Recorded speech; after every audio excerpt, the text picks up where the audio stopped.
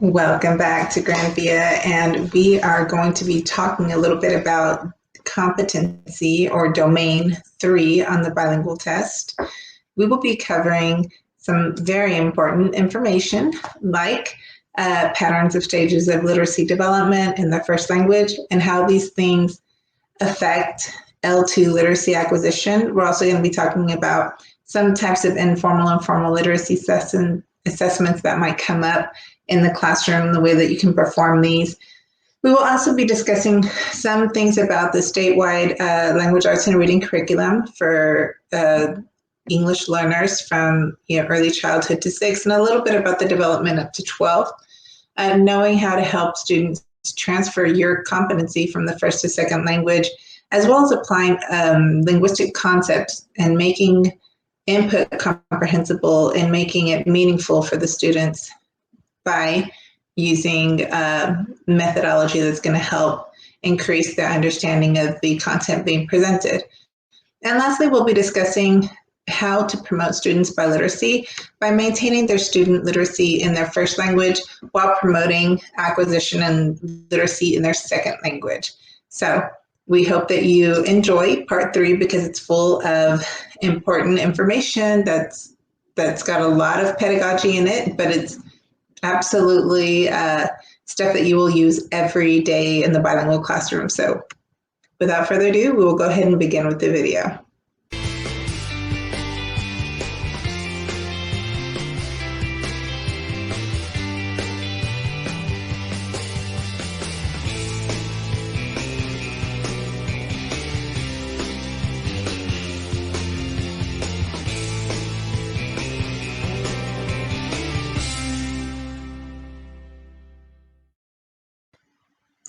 Welcome back to Grand Via here with Catalina. Today we're going to be discussing Domain 3 of the Bilingual Supplemental Test 164. We're going to be covering items that have a lot to do with literacy in their first language and how they transfer over into second language and how we can support biliteracy, biculturalism, and bilingualism in the classroom. We're going to go ahead and get started.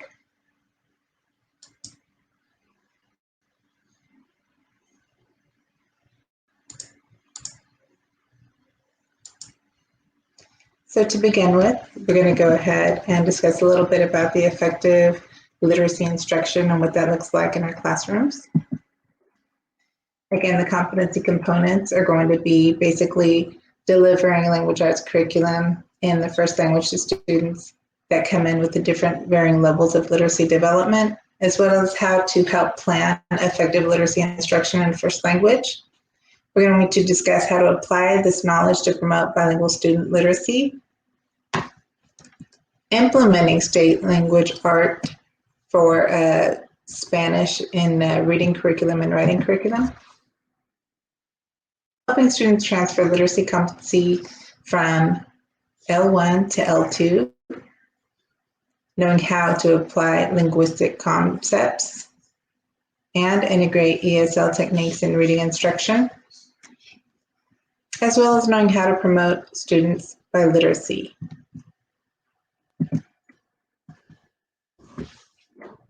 To begin with, we'll discuss a little bit about required curriculum for English learners.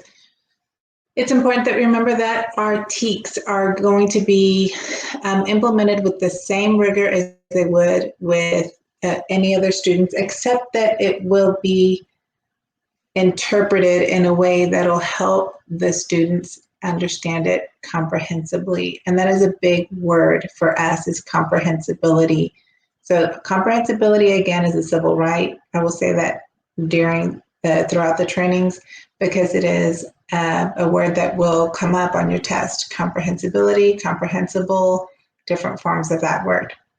Again, TEKS must be given at the grade level content area.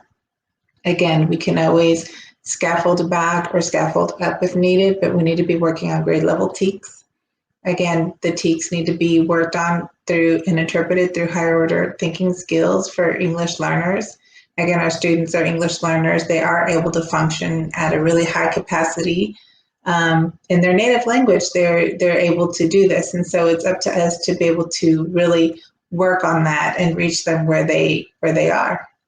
Again, using programs like sheltered instruction or bilingual education to best meet their needs, and then implementing the ELPs, which are our English language proficiency skills and standards, and they're there to help us work on those 4 pillars of instruction, which is listening, speaking, reading, and writing. Again, I will kind of be showing this slide throughout the presentations in the different domain areas, because it's important that you know that listening, speaking, reading, and writing are those 4 areas that really need to be worked on in all of the English learner classrooms, really in any classroom, but definitely they need to be capitalized on within our English learner classrooms. Essentially, the ELPs are written around these 4 pillars, and using and tapping into these 4 pillars whenever you can when you give a lesson. So the ELPs are there to help us say, hey, how can you implement a listening portion into your lesson? How can you give them an opportunity to speak in your lesson? What are they reading, and how can you make that comprehensible for them in your lesson? What are they writing, and how can we make that authentic and relevant for them in your lesson? You should be tapping into all 4 of these language pillars in your lessons, at least 2 or 3 of them, to make it a viable lesson for our students. You don't want to just stay in one and keep it in one, because that is really not helping our English learners to grow academically. So it's very important that you do all 4, or as many of them as possible, during all of your content area lessons. Again, you'll see some work here with the ELPs. ELs must be presented with content that has been accommodated to meet their need, right? In order to make that comprehensible, they have to have language instruction integrated into their content instruction, right? ELs must be held to the same academic standards, meaning that we're using the same TEKS when we teach them as we do with the other students. How we teach the TEKS looks a little different, because we have to be more intentional about making it comprehensible for the students, but yes, they're covering the same TEKS. And the ELPs are there to help provide a framework for supporting the content instruction by accommodating language instruction, right? Taking a look at the picture here, we have the ELPs, which really the big idea of the ELPs is to make content comprehensible, that big word, comprehensibility. Then again, developing academic language for the students.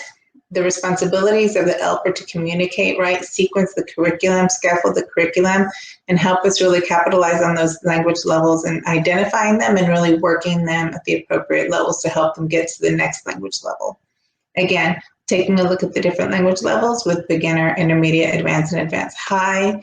Those are the 4 levels that are going to be coming up consistently throughout your work with ELs, because our students are tested on TELPAS every year, and those are the 4 language levels that we test them at. Student expectations are that they develop these listening, speaking, reading, and writing across the different curriculum. Okay, the importance of a strong heritage language literacy foundation. We want to be sure that we remember that the elements of foundational literacy are ongoing. It is not just one piece. It is a series of items that work together to help create this symphony of literacy for the students. First one, again, is oral language, phonological awareness, and we'll go over what all of these mean more in depth. Print and book knowledge, alphabetic principle, fluency, comprehension, and written expression. So all of these work together to help develop that foundational literacy. We'll discuss a little bit about what Spanish literacy looks like, the letter sound relationship there that might have to do with the alphabetic principle, which is really, we'll discuss that later on, but again, it's at the bottom of this slide. It's the relationship between the sound and the grapheme letter. And I say graph, is you go to the root word of graph, that's a symbol, right? So the symbol of a letter, which is just the way it's written, when they make that relationship between what that letter looks like and the sound that it makes. Okay, that's the alphabetic principle. Moving up to the syllable is a landmark, hallmark, most important piece of Spanish literacy aside from the vowels, because we really develop that literacy based on their ability to work on syllables, right? So much is around syllabication. So the syllable, again, is a part of a word that contains a single vowel sound and that's pronounced as a unit. For example, the word pas, pes, con, sin have one vowel sound, whereas gato, uno, ambos will have two vowel sounds. So I'm just reminding you, because not all of us, have gone through this in the last 10 or 15 years. So it's important that we just cover that. Then we have syllabic awareness, the ability to identify syllables in a word. Oftentimes we clap them out, gato, right? Ambos, uno, and we'll count them out. And we'll notice that it's gato, uno, dos, right? Gato has two syllables, and so that type of thing is syllabic awareness. Then we have phonemic awareness, which is the ability to identify sounds in words. You're hearing the sound in words, that's a phonemic awareness. I hear an A in gato, so I have phonemic awareness. The phonological awareness, which is which is the ability to discriminate, remember, manipulate the sounds at the sentence, word, syllable, and phoneme level. So I may hear the A or the A in gato, and I have phonemic awareness. But when I have phonological awareness, I can go, gato, aparece en la palabra manzana, ambos, pas. Entonces, se puede identificar el mismo sonido en diferentes palabras, quizás crear diferentes sílabas de acuerdo a ese vocal que reconoces, quizás usando el ma, me, mi, mo, mu, ¿verdad? So with phonological awareness, we can not just see that the A makes the A makes, or the A makes the A sound, but we're also able to manipulate it and do things with it. And we understand how it works within words and systems and sentences and things like that. So we're able to create things with it. We have our consonants and our vowels. Again, our consonants are all the other letters that are not vowels. And our vowels are A, E, I, O, U, which in Spanish, A, E, O, U. And the wonderful thing is they make 5 sounds. We have A, E, I, O, U. What sounds do they make? A, E, I, O, U. So that's fabulous. And we'll discuss some, that's how Spanish literacy is different than it is in English literacy. Again, we discussed a little bit about the alphabetical principle already, and that's when you have the relationship between the sound and the symbol of that letter. Right, a lot of the fundamentals of Spanish literacy are syllabic awareness, right? This emerges before you have phoneme awareness, and it's a strong predictor of reading success. So knowing how to break words into syllables helps students learn to decode gato, ambos, mama, right? You'll see in the kindergarten classrooms or in the pre-K classrooms, they're already clapping out words, or they're already breaking words down into syllables at the very beginning, right? Vowels before consonants in Spanish. They work a lot in Spanish, we work with the ma, me, mi, mo, mu, tata, tito, tu, and it's very important that you understand that we have these foundations of the syllabic patterns in Spanish that really provide the foundation for the rest of the work and literacy elements that they're going to be doing later. So that is an aspect of Spanish literacy. You will see that come up on the test. So, one of the ways that Spanish literacy is different than English literacy, and you'll see something about syllables and syllabic awareness, and that there is an indicator that, yes, this is just Spanish rich work, is the syllabic awareness and syllabication. Again, vowels before consonants, mama, mi, mo, mu, tata, tito, tu. So we focus more on the vowel sounds and how those vowels working with a syllable can create words like ma, together makes mama, right? ta, ta. Together makes tata. So those are things like the bases, the very foundational pieces of Spanish literacy. Then we have, again, we all know Spanish spelling is more transparent and more regular, so words are more easily decodable as there's a higher and a tighter relationship between letter and sound, and therefore students are able to spell with higher accuracy at an earlier rate than they are in English. And that means we don't really use sight words in Spanish. So sight words are used in English. They're not used in Spanish because we don't need them, because spelling is transparent in Spanish.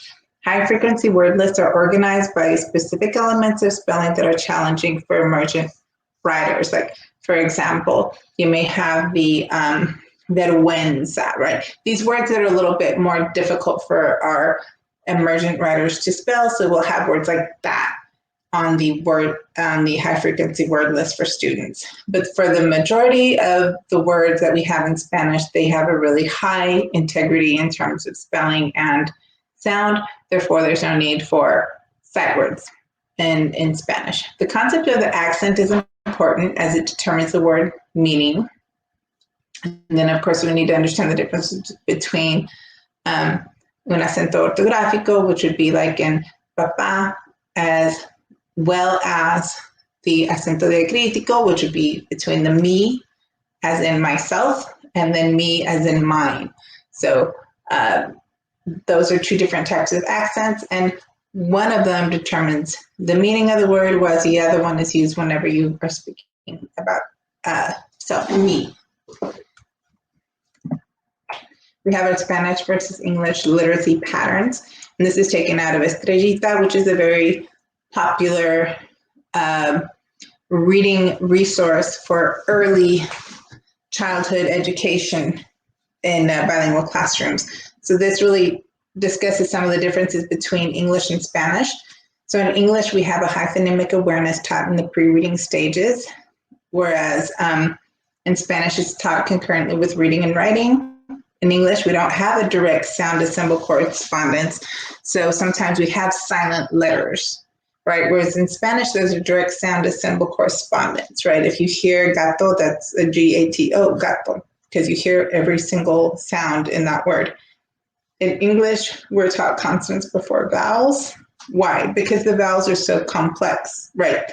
We have several different sounds, 3 or 4 sounds that every vowel can make in English. So we focus on the consonants first, and then we teach vowels. Whereas in Spanish, we teach the vowels before the consonants because the vowels can be mixed with different consonants to create different syllables, and syllables put together make different words. Letter names taught before or in conjunction with the initial sounds in English, whereas in Spanish, letter names are taught after the initial sounds. Again, in English, we have 16 different vowel sounds, whereas in Spanish, we have 5 vowel sounds for the 5 vowels. High integrity on the sound in Spanish, which makes it an easier language to read. And our students gain mastery in Spanish reading earlier. And they are fluent more quickly in Spanish. And now, comprehension is something that they have to work on, and just like with anybody, because it has a lot to do with their cognitive development and their maturity and things like that. But yes, comprehension is something that usually develops a little bit faster in Spanish as a rule than it does in English, because English, more time is spent on decoding, more time is spent on trying to learn how to work with these silent letters and these diphthongs and things like that. In English, we have key phonological structure, which is your onset and rhyme, whereas in Spanish, the key phonological structure is that syllabic unit, the syllable. In English, we have the monosyllabic words, common, typically used in beginning reading instruction, whereas in Spanish, we have very few monosyllabic words. Most words are 2 and 3 syllable words, and those are common in reading instruction. So in English, we might do things like cat, sat, hat, right? Whereas in Spanish, we use 2 to 3 syllable words like mama, papa, gato, perro. So those are already a little bit, that shows how we have more syllables in Spanish and how we use that earlier on. Whereas in English, we start with really just cat, hat, sat, and monosyllabic words. And then the last thing is words sounded out by individual sounds. For English, D, O, G, D, A, G, dog, right? Whereas in Spanish, we work in syllables. Again, syllables, Spanish, S and S. So words are sounded out by syllables. Casa, casa, casa. So then they blend, but again, they're working in syllables. So that's why it's so important in Spanish that before they even start sounding out that syllable, blending the ga and sa, they're able to do things like ka, ke, ki, ko, ku, right? And sa, se, si, so, su. So once they learn the ka, ke, ki, ko, ku, or the sa, se, si, so, su, then they're able to blend them already because they've already learned it. So then coming up with ga, sa is a natural transition. Stages of literacy development. We have the pre-production stage. And again, that right, notice the link. Again, this is primarylearning.org. We have toddler to pre-K. In pre-production of literacy, it's important that educators present all the young children with exciting texts and engage them in storytelling and reading events. And they're doing things like noticing rhymes and syllables and vocabulary. They're pointing out sounds of letters and how those students will learn those, so later on they'll be able to learn those letter names. Then we have the production piece, which is typically taking place between grades 1 and K. And that's when we work with phonics, vowels, syllabication, and blending.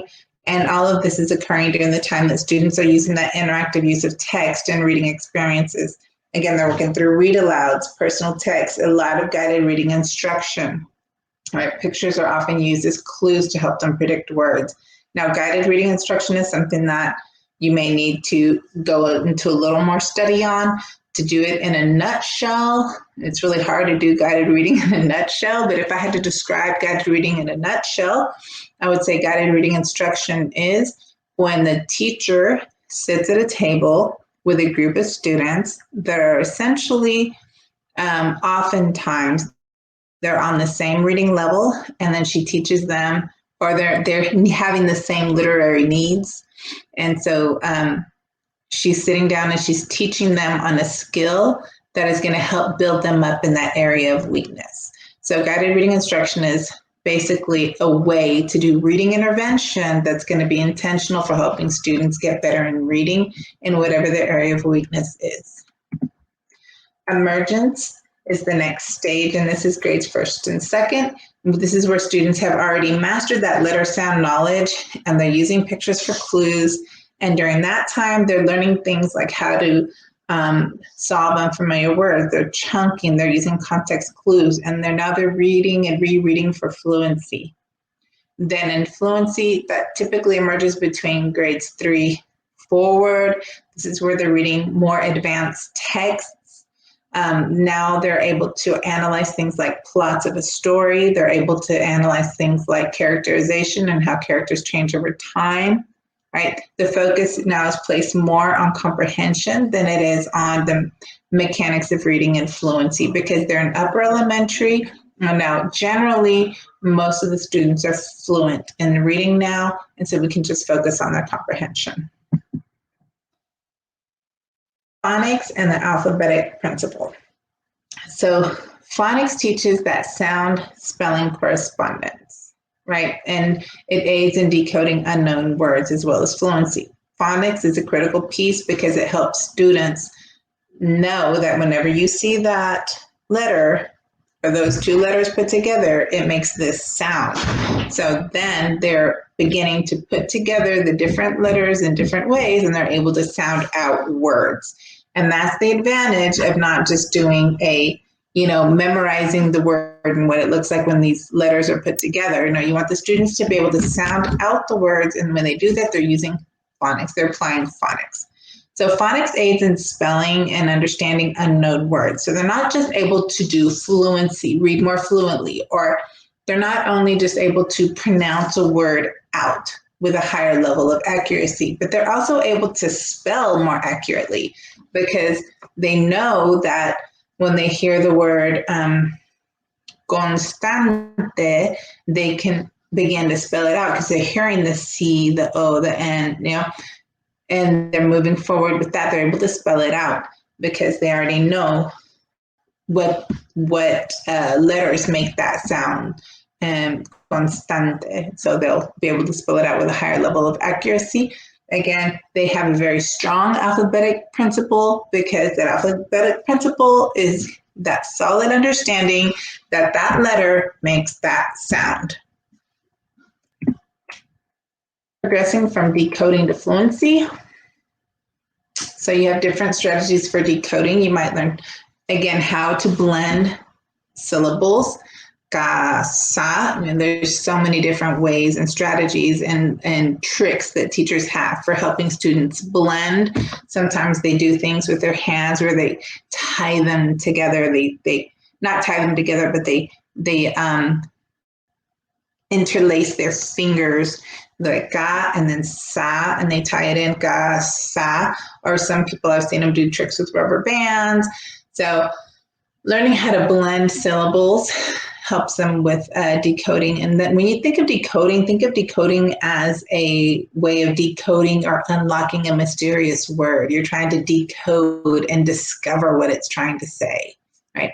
Then master syllable patterns and using knowledge of word order and context to support the pronunciation and confirm word meaning. So if they're looking at the other words around it and they're not sure what that word is, they can kind of decipher based on the words around it that it's probably going to be, X word.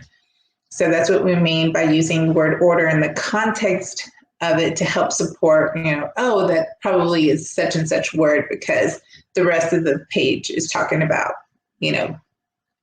that. And then we have our strategies for fluency. We want to work on things like prosody, right? That's the expressing the appropriate phrasing, the attention to punctuation readers use when they read text orally and fluently. So they're not just reading it like a road runner, but they're reading it with expression and chunking it correctly. They're pausing at the right times, right? Then we have automaticity, which implies a quick and accurate level of recognition, such as the ability to quickly and accurately associate sounds with letters and to read. So when you read with automaticity, you can read like the Roadrunner.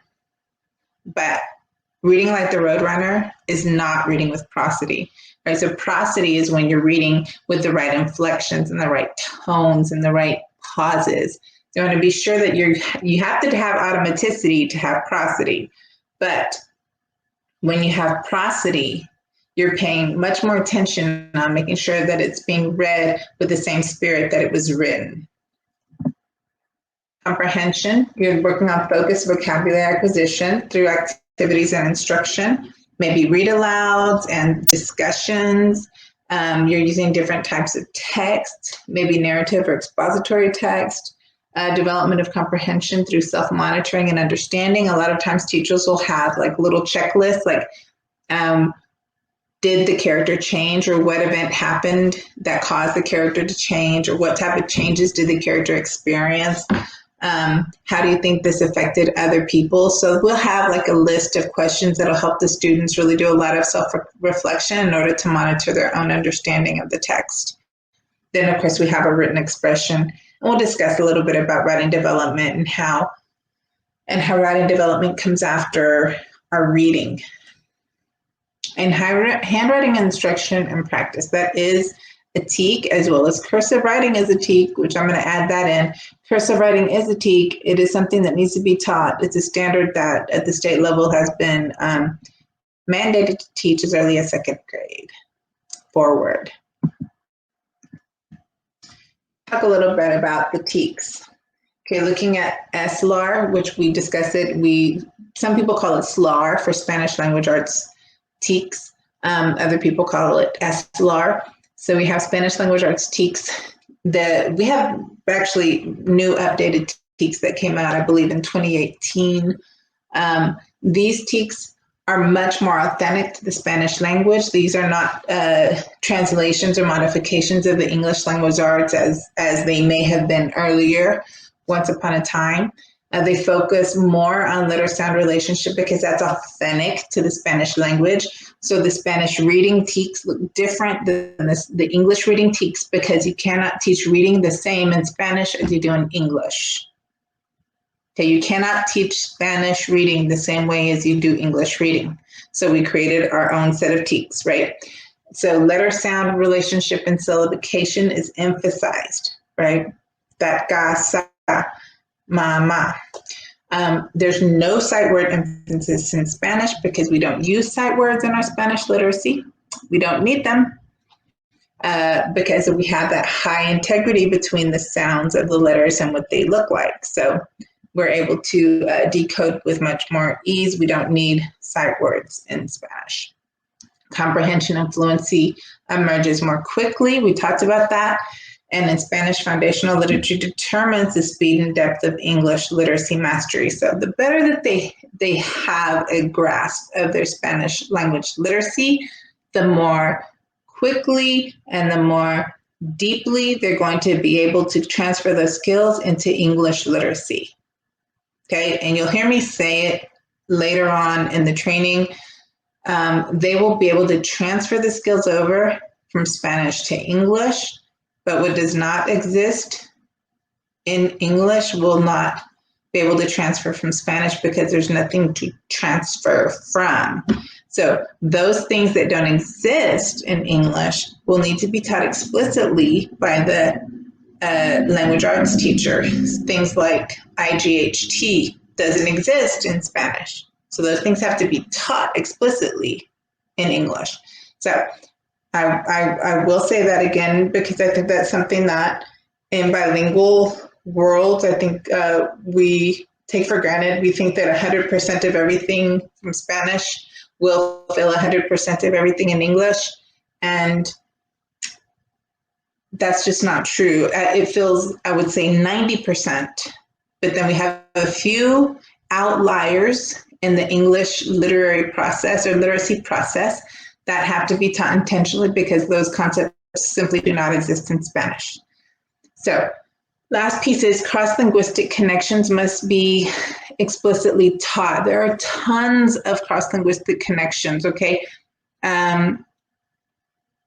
Let me go as international, internacional, right? We have a lot of words that have a lot of connections and they can be cognates or words that the students can say, wait, I can bridge these two words. They look the same. You know, I'm seeing the relationships and this is how they're connected.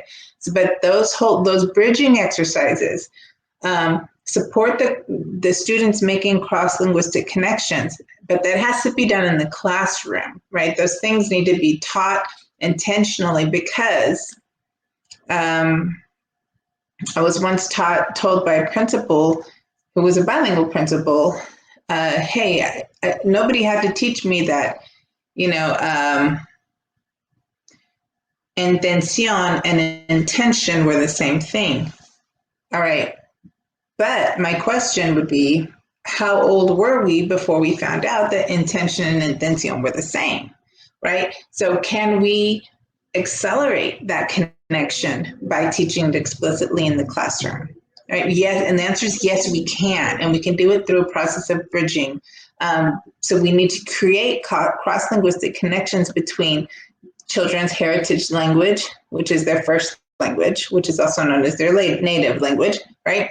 So we need to make those connections between their heritage language and their second language, which in our case is going to be English. Right, that needs to be emphasized through strategic use of the student's first language. Okay, just take a look at the graph real quick. We have the cross-linguistic transfer. We want to be sure that students have this biliteracy development. So that means that we are actually creating an opportunity for them to make those connections between their heritage language and their new language, their second language. Then we have, of course, a student engagement because they find those activities so exciting because they are learning the second language and they're doing it through their first language. This creates an identity of bilingualism, right? And then we have this, of course, the result is this metalinguistic awareness. Like they are no longer just hearing intención. Whenever they hear intención, they're going to say, oh, intention. And they're going to, next time they see attention, they're going to say, that's kind of like intención. It's in English is intention. Well, that's like attention in English is probably atención. So they're making all sorts of other connections between both languages because you're teaching metalinguistic awareness, and they start seeing how these language systems are similar and how they're different. Now learning a third or a fourth language is going to be easy, and then making relevant and deep connections between both languages is going to be much more natural for them because you are teaching them how to make those cross-linguistic transfers. We have SLR new highlights, code switching and bridging is something that we look forward now. Once upon a time in our language, Spanish language arts, people used to discourage things like code switching or bridging, but now we're looking at code switching as an opportunity for a student to have this bilingual identity, for them to have this biliteracy development. We see them as emergent bilinguals, right? So code switching is a product of them emerging into that bilingualness, bridging again between the two languages to help make connections between both. Now, these are things that we used to shun are now things that in TEKS and through this Spanish language arts TEKS, we're asking educators to do. We're asking them to support the class of the students. If they code switch, that's fine because they're emerging into that bilingualism. You as an educator, help them bridge. We're pulling out charts, and I'm going to ask you to take a look at bridging and cross-linguistic transfer and kind of look into what that looks like. If you Google a few articles on it or you Google information on it, you're going to see how it looks on chart paper, and what you can even probably watch some videos of how teachers perform bridging in the classrooms and how helpful it is for the students.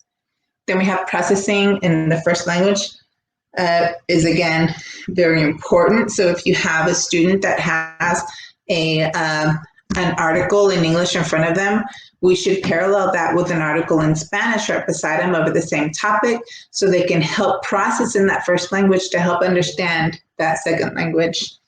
Then again, having a heritage language is something that we want to really capitalize on and work on. Is just celebration of that heritage language, development of that heritage language, because we know the better they master that heritage language, the stronger they're going to be in that second language. Having a funds of knowledge mindset, so we're not deficit thinking when it comes to our students.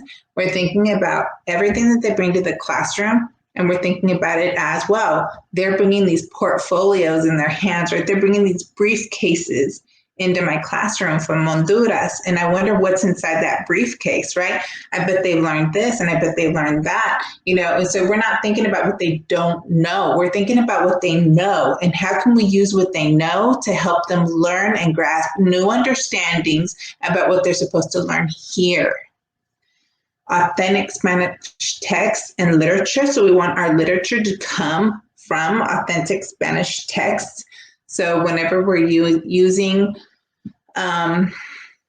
literature, we should be using literature that is, from America Latina. And we have a lot of teachers, that are really, blessed, will come over from different countries, and they'll bring all of their text with them. So whenever you can use textos auténticos en español de cualquier país, intente de hacer eso en vez de usar quizás un libro que fue traducido de inglés al español. We know that things, when you transfer them over from English into Spanish just like that, they lose a lot of meaning. They don't make a lot of sense. So we want to be sure that we're using authentic Spanish texts. We have a book that I know my father grew up around in bilingual classrooms here on the border. And he would always talk about this one book called Platero. Platero is a horse, and it's all these stories about Platero the horse.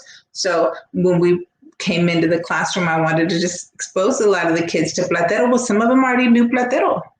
And why? Because that is authentic Spanish text. So we want to stick with authentic Spanish text. And then another piece is we're really looking at really making a big deal about the interconnectedness of languages.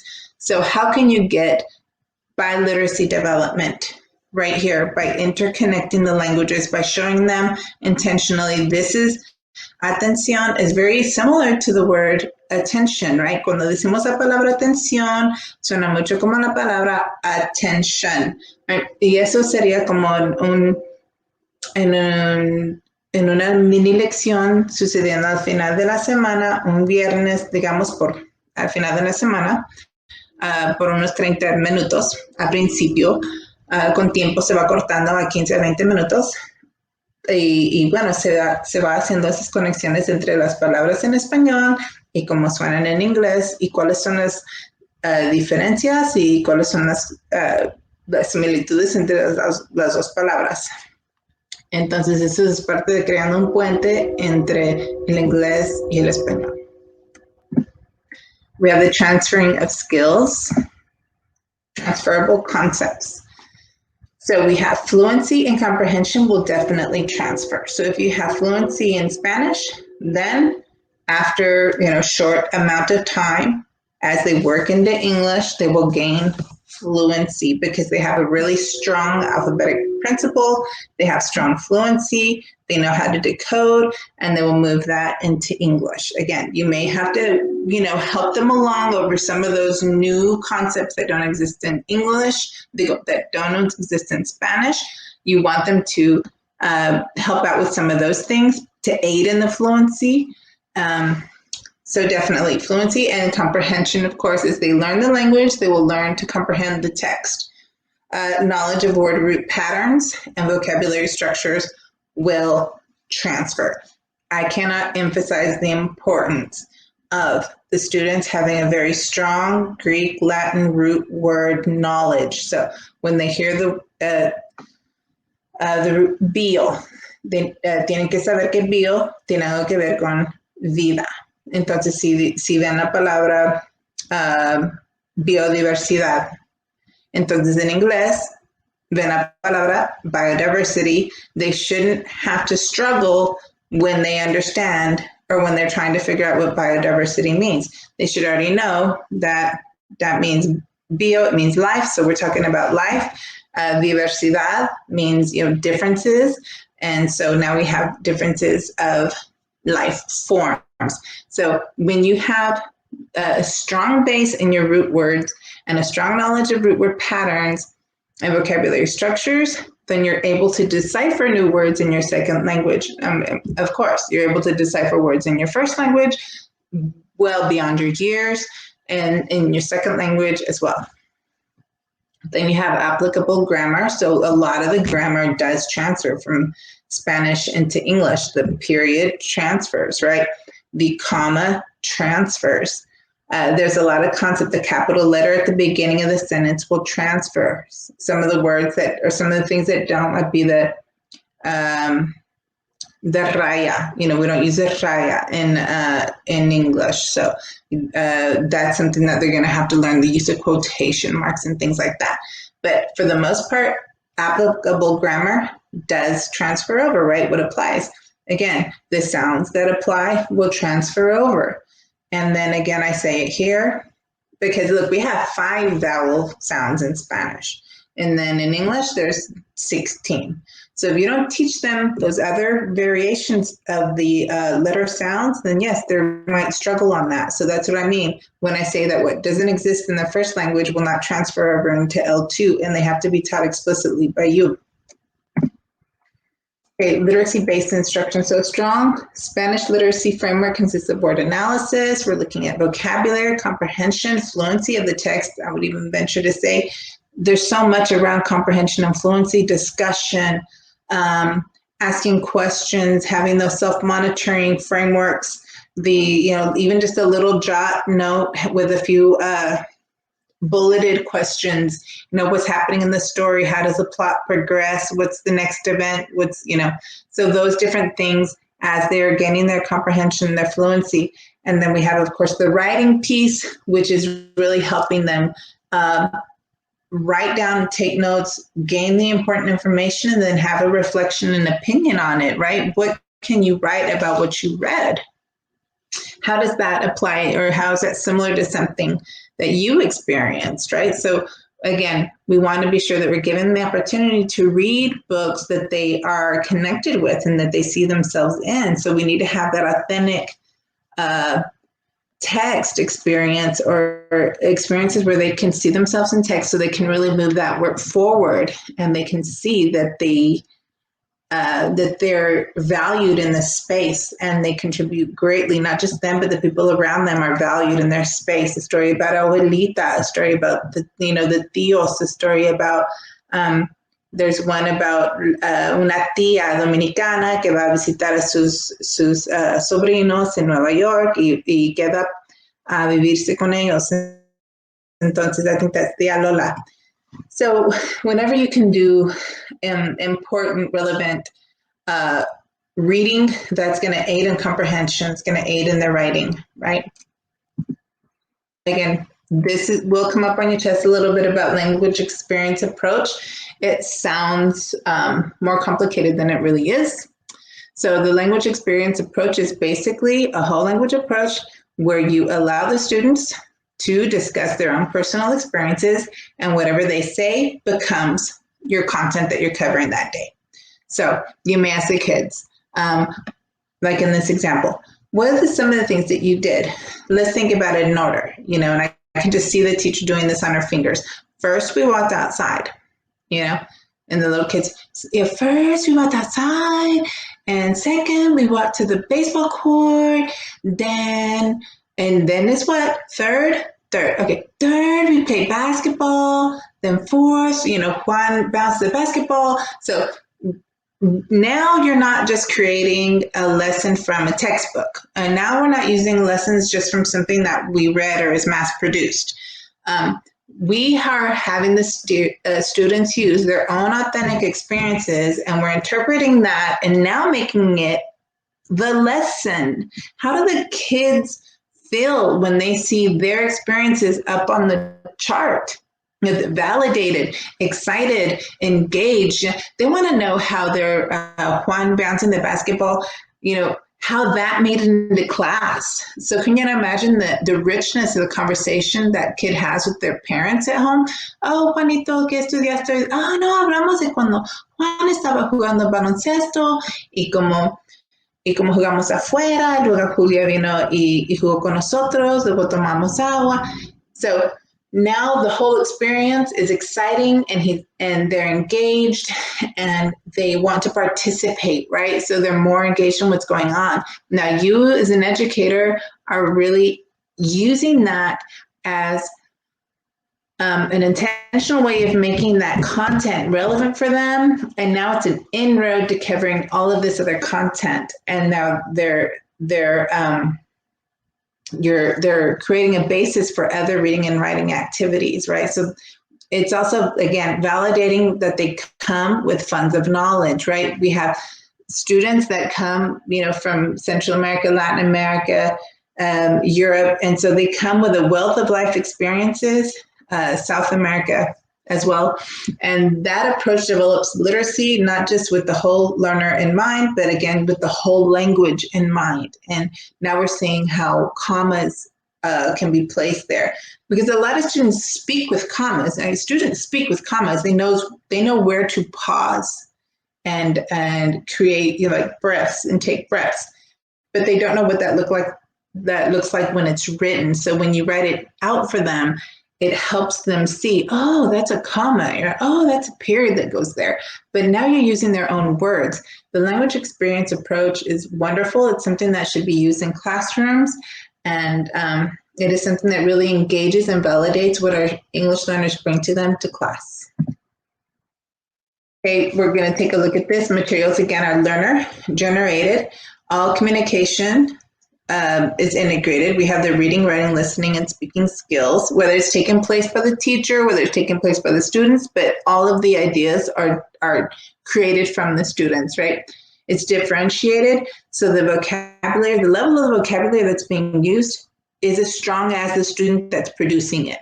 So you'll never have a lesson that's above that student's ability. Or you'll never have a lesson that's below the student's ability, because that student is performing at their own ability, and the vocabulary that they're producing is at their raw natural ability. So it's naturally inherently differentiated. The learning and the teaching, again, is personalized, communicative, and creative. So you can see here the different students have their room, their chair, their bed, their blanket, and they want to see themselves there in their lesson. That's exciting for them. Overall, teachers should be making TEKS content and ELPS content, right, comprehensible. We should be improving knowledge of academic language. We should be implementing linguistic accommodations, and we should be teaching 2 higher order thinking skills. Let's take a look at a couple of prep questions, okay? Or a prep question with the item rationale after that.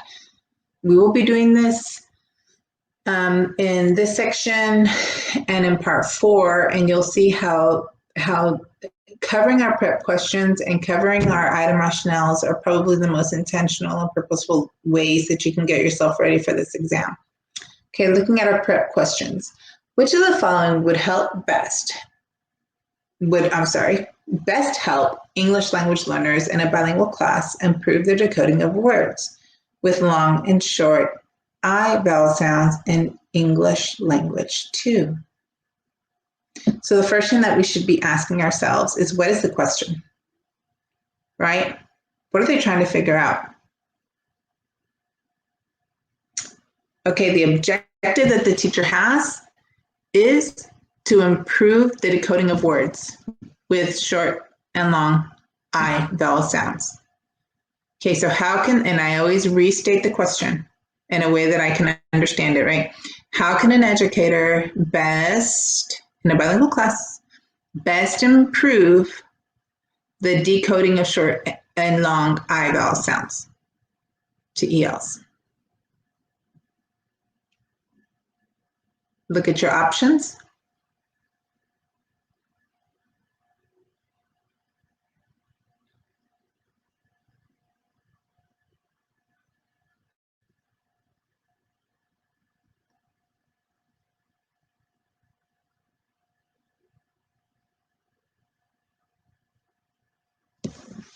So A, B, C, and D, none of them are terrible answers, right?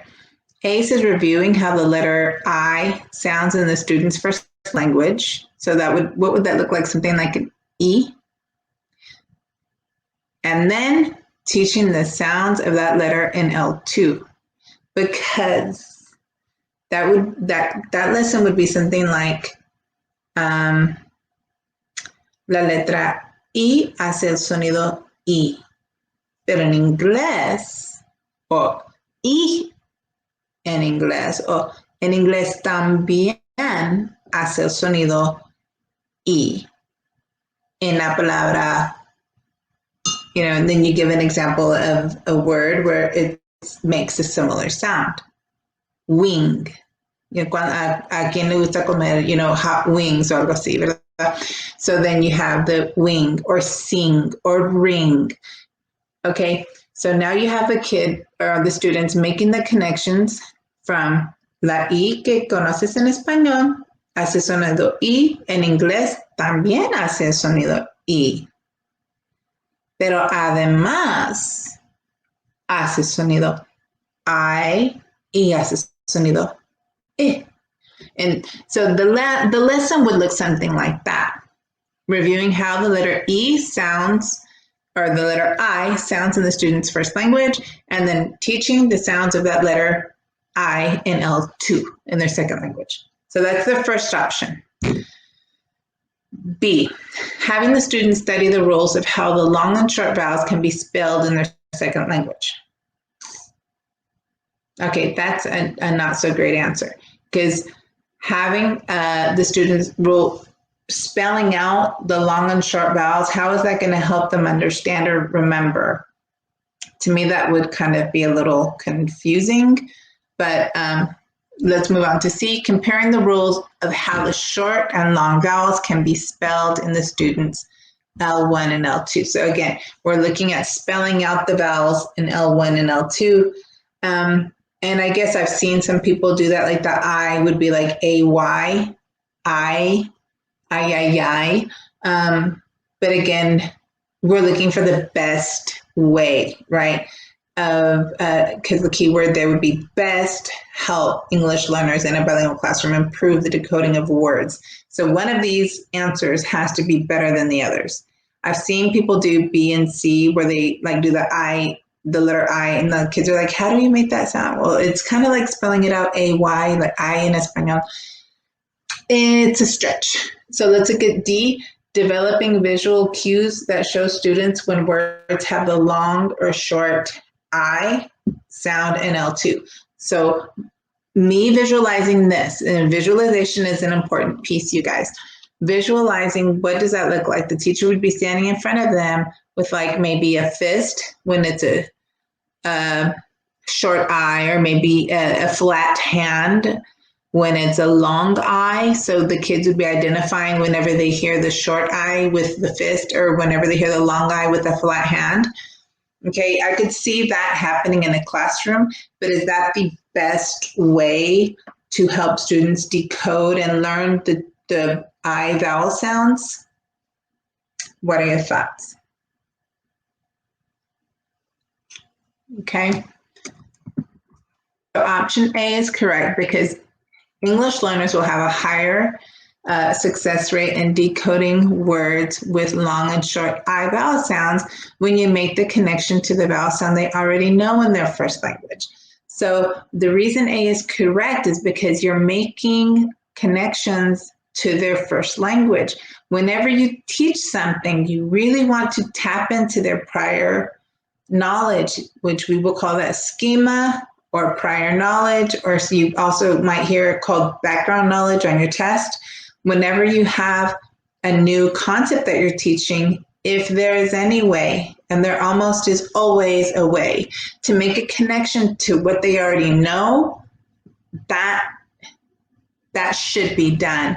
And that is why option A is it's obviously much better than the others, because it is the only option that ties in their prior knowledge to new concepts being taught. Okay, options B and D are incorrect because studying the rules for spelling long, short vowels and developing do not help them connect their prior knowledge. Again, there's no prior knowledge in them spelling it out. Option C is incorrect because although students are connecting their spelling knowledge of L1 and L2, they're not connecting the sounds, right?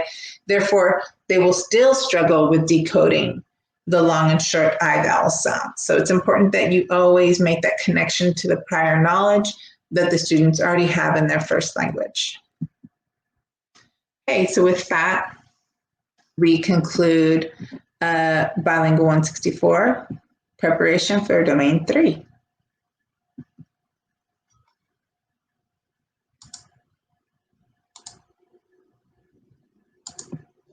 All right, thank you very much. That wraps up Domain 3. Again, if you need to pause and go back and review any of the concepts, I would definitely do that. And I look forward to seeing you in Domain 4.